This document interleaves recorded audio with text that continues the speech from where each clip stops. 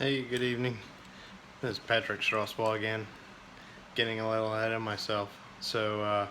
Next week I'm going to be posting replies to students from a beach somewhere. So, anyway, what we're going to talk about today is the disabilities um, and the ADA and how departments can be discriminatory against employees because of a disability. So we're going to talk about the city of Houston versus Proler. This is a case from 2014, and it was found in the HR Pros website. So it's a HR benefits alert. Anyway, don't mind that hole in my ceiling above me. Anyway, there's no residential inspections. So this kind of cracked me up. It is a firefighter who is a captain with the Houston Fire Department. It doesn't just say how long he was employed with the city of Houston, but I'm guessing it was a fairly long time because he was a captain. So you had to, at least do some time to get some rank and take some tests and, at least be qualified. So in 2004, he failed to enter a residential structure house, um, structure fire.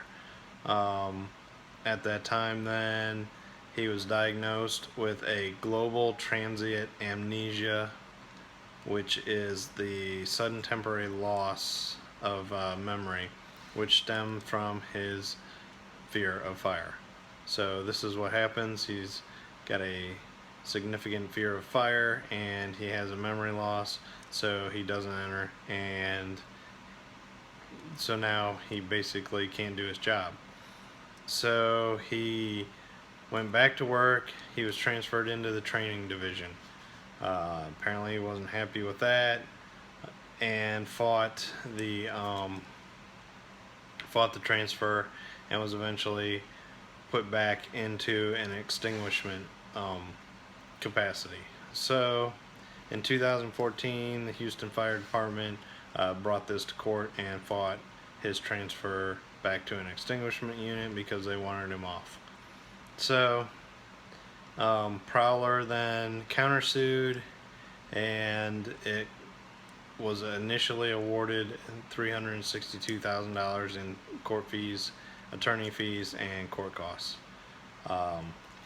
The city then, the fire department, appealed, and they won their appeal.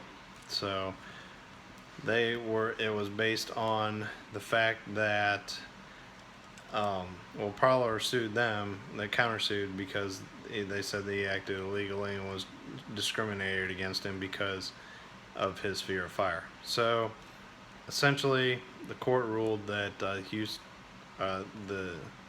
Houston Supreme Court, is it? Yes, the Texas Supreme Court. That's what I thought. It had to be a state. So they ruled that Houston couldn't have acted illegally against Prowler because Prowler wasn't disabled. Therefore, there was no discrimination against him.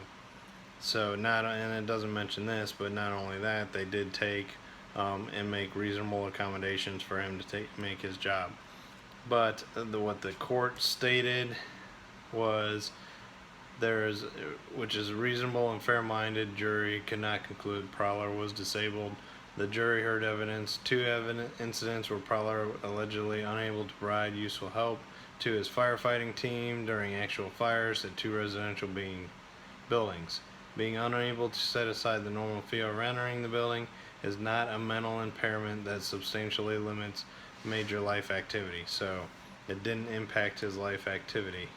And according to the ADA, firefighter is a job and it's not a class. So he can do other jobs, just not maybe that of a specific firefighter. So this is relevant to our department in the fact that we've had a few people that seem to take the easy way out So, I'm not saying there isn't a valid um, post-traumatic stress disorder that some people do have, and yes, you can get it from firefighting and significant incidents. Um, but this is, not always the case. So, if somebody wants the easy way out, then, it's got to be pretty substantial and it's got to be documented. And if they're going to make reasonable accommodations for you to keep your job, then, you know, that should be sufficient, because you're still doing your job. But if you can't do your job, then you can't do your job, and that's going to put everybody in jeopardy. So stay safe. See you out there.